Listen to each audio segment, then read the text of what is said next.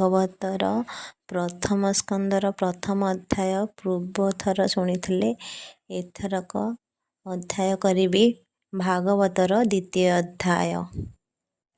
ମୁନିଙ୍କ ପ୍ରଶ୍ନ କର୍ଣ୍ଣେ ଶୁଣି ହରଷେ ମନେ ମନେ ଗୁଣି ଜୀବର ହିତେ କୃତ୍ୟ କୃତ୍ୟ ହସି କହନ୍ତି ମୁନିସୁତ। ଶ୍ରୀସୁତ ଉବାଚ ଯେ ଶୁକ ଏମନ୍ତ ଗମନ କରିଣ ଦେହ କଲେ ଶୂନ୍ୟ ପୁତ୍ରର ସ୍ନେହେ ମନେ ଧରି ବ୍ୟାସ ଡାକନ୍ତି ଉଚ୍ଚ କରି ପିତାର ସ୍ନେହ ଭଗ୍ନାର୍ଥେ ଉତ୍ତର ଦେଲେ ବୃକ୍ଷ ରୂପେ ତାହାଙ୍କୁ ମୋର ନମସ୍କାର ଯେ ହୃଦେ ସର୍ବ ପ୍ରାଣୀଙ୍କର ଜୀବର ପରିତ୍ରାଣାର୍ଥେ କରୁଣା ବହି ଯେହୁଚିତେ ଅଖିଳ ବେଦର ସାଗର ଯେ ଅନୁଭବ ଆପଣାର କହିଲେ ପୁରାଣର ସାର ତାହାଙ୍କୁ ମୋର ନମସ୍କାର। ଭାରତୀ ନର ନାରାୟଣ ଯେ ସତ୍ୟବାଦୀର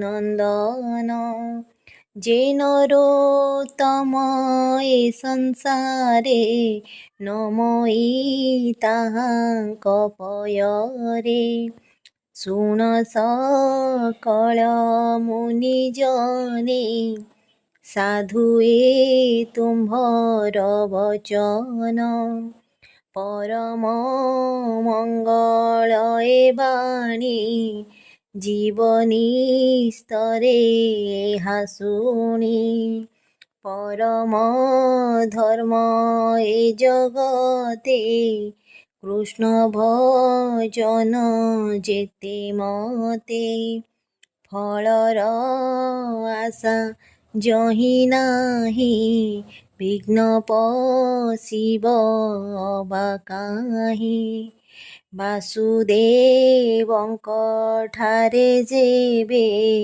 ଭକ୍ତି ଉଦୟ ହୁଏ ତେବେ ଜ୍ଞାନ ବୈରାଗ୍ୟ ଜାତ ହୁଏ ଶୁଷ୍କ ତର୍କାଦି ନାଶ ଯାଏ ଭକ୍ତି କଲେ ସେ ଜ୍ଞାନ ହୁଏ ଜୀବନ ପଡ଼େ ମାୟା ମୋହେ ବିଷ୍ଣୁ ଚରିତ ଶୁଣି ଯେବେ ଭକ୍ତି ନ ଜନ୍ମେ ମୂଢ଼ ଭାବେ କେବଳ ଶ୍ରମ ତାହାଙ୍କର କାହୁଁ ତରିବେ ତମ ଘୋର କାହୁଁ ତରିବେ ତମ ଘୋର ଅର୍ଥ ସଞ୍ଚିନ ଅର୍ଥ ସଞ୍ଚିତ ଯେତେ ନର କେବଳ ଶ୍ରମ ତାହାଙ୍କର ଅର୍ଥେ ନ ପାଇ କାମ ମୋକ୍ଷେ ସେ ପ୍ରାଣୀ ଅଧମ ପ୍ରତ୍ୟକ୍ଷ ଇନ୍ଦ୍ରିୟ ଅର୍ଥ ପ୍ରିୟ ଯେତେ ଲୋଭେ ଭ୍ରମଇ କାମ ଅର୍ଥେ ଯାବତ ଜୀବନ ଧରଇ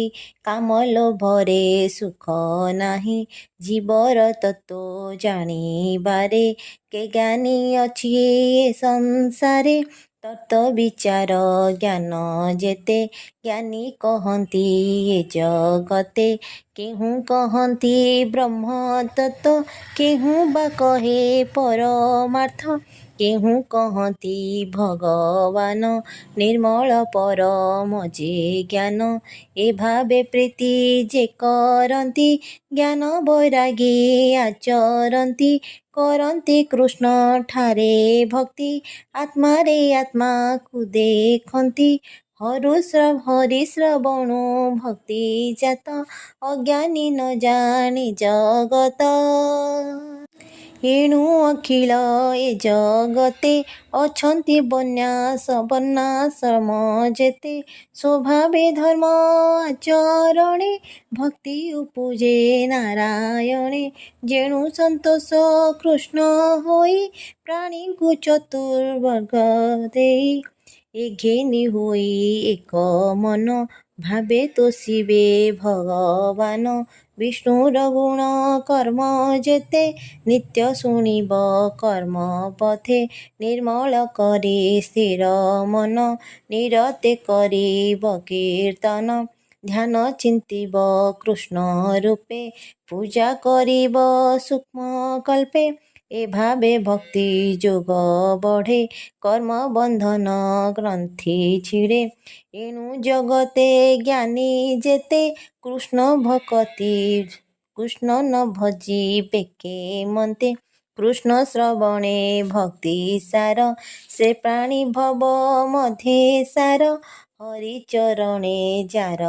ଶ୍ରଦ୍ଧା ତାକୁ ନ ଲାଗେ ଭବ ବାଧା ସେ ପୁଣ୍ୟ ସାଧୁ ସଙ୍ଗ ମିଳେ ପୁଣ୍ୟ ତୀର୍ଥକୁ ଆଶ୍ରେ କଲେ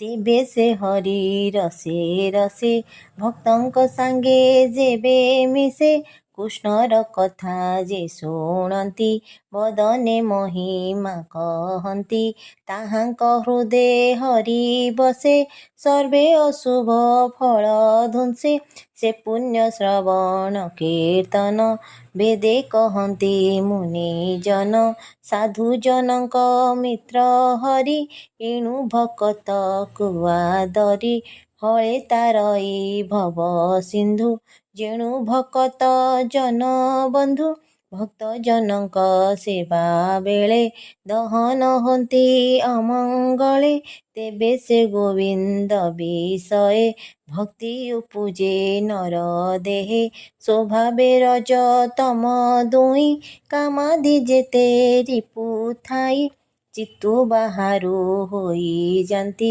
ସାତ୍ୱିକ ଗୁଣ ଆବରନ୍ତି ଏତେ ପ୍ରକାରେ ଯେବେ ମନ ନିର୍ମଳେ ହୋଇବେ ପ୍ରସନ୍ନ ତେବେ ସେ ଭକ୍ତି ଯୋଗ ବଳେ ଶ୍ରୀକୃଷ୍ଣ ଭକ୍ତ ସଙ୍ଗ ମିଳେ ନିର୍ମଳ ଜ୍ଞାନ ପ୍ରକାଶଇ ଜନ୍ମ ମରଣ ଆଦି କାହିଁ ଅଶେଷ କ୍ରମେ ଗ୍ରନ୍ଥି ବନ୍ଧ ଏଣେ ଛିଡ଼ଇ ସର୍ବଦ୍ୱନ୍ଦ୍ୱ ସର୍ବେ ସଂଶୟ ତୁଲେ କର୍ମ ଛାଡ଼ଇ ବିଷ୍ଣୁ ମାୟା ବ୍ରହ୍ମ ଆତ୍ମାରେ ଆତ୍ମା ସେ ଦେଖନ୍ତି ଜନ୍ମ ମରଣେ ନାହିଁ ଭ୍ରାନ୍ତି ଏଣୁ ପଣ୍ଡିତ ଜନ ଯେତେ ଆନନ୍ଦେ ଭକ୍ତି ଯୋଗ ମତେ ହରି ବିଷये ଦୃଢ଼ ଚିତ୍ତେ ନିତ୍ୟ ଭଜନ୍ତି ଆତ୍ମା ମତେ ବିଷ୍ଣୁର ମାୟାରୁ ସମ୍ଭୂତ ଆଦି ପ୍ରକୃତି ଜନମତ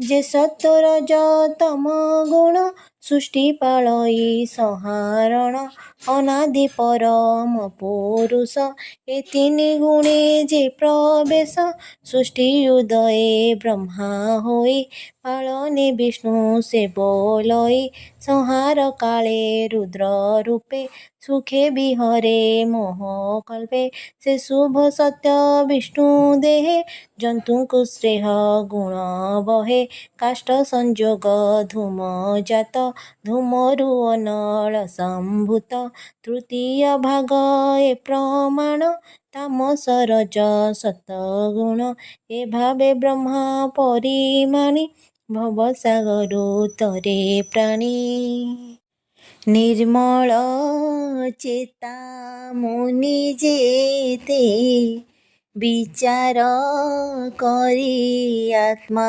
ହିତେ କୃଷ୍ଣଙ୍କୁ ସତ୍ୱ ଗୁଣେ ଜାଣି ଭଜିଲେ ମୋକ୍ଷ ପରିମାଣି ତାମସ ରଜ ଗୁଣ ଯେତେ ଯେଉତୁପତି ଏ ଜଗତେ ସ୍ୱଭାବେ ଘୋର ଭୟଙ୍କର ଏଣେ ନ ଭଜେ ମନ ଯାର ଅହିଂସା ଶାନ୍ତି ଗୁଣେ ଥାନ୍ତି, ହରିଚରଣ ନିତ୍ୟ ଚିନ୍ତି। ଧନ ସମ୍ପଦେ ଯାର ଇଚ୍ଛା, ସେ କରେ ଭୂତ ପ୍ରେତ ଦୀକ୍ଷା। ସଂସାରେ ବେଦ କର୍ମ ଯେତେ, ତପ ସାଧନେ କ୍ରିୟା ମତେ। ପରମ ତତ୍ତ୍ୱଜ୍ଞାନୀ ଆଦି, କଠୋର ଯେତେ କର୍ମ ସାଧି। ସର୍ବଗତି ନାରାୟଣ, ଏବେ ହୋ ମୁନି ଗଣେ ଶୁଣ।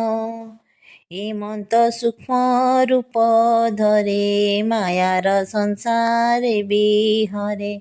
ସ୍ୱଭାବେ ନିର୍ଗୁଣ ମୁରାରି, ଖେଳଇ ତ୍ରିଗୁଣ ଆବୋରି।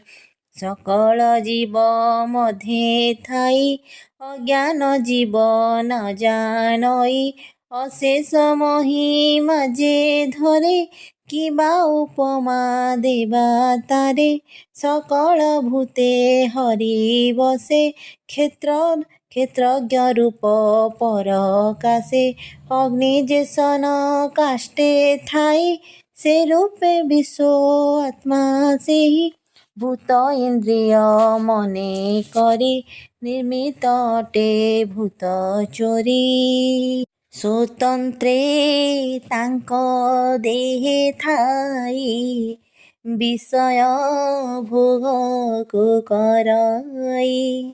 ଦେବ ତେଜକ ନର ଆଦି, ଯେ ନୀଳାବତୀର ପ୍ରସିଦ୍ଧି। ତହିଁରେ ଅନୁରକ୍ତ ହୋଇ, ପାଳଇ ସତ୍ୱଗୁଣ ବହି। ସେ ହରି ଚରଣ ପଙ୍କଜ, ସୁଜନ ଜନ ମାନେ ଭଜ। କହଇ ଜଗନ୍ନାଥ ଦାସ, ଗୀତ ପ୍ରବନ୍ଧେ କୃଷ୍ଣ ରସ। ଇତି ଶ୍ରୀମଦ୍ଭଗବତେ ମହାପୁରାଣେ ପାରମହଂସ ସଂହିତାं वैयासिकां प्रथमस्कन्धे नैमिषारण्योपाख्याने श्रीभगवद्पाद वर्णनं नाम द्वितीयोऽध्यायः।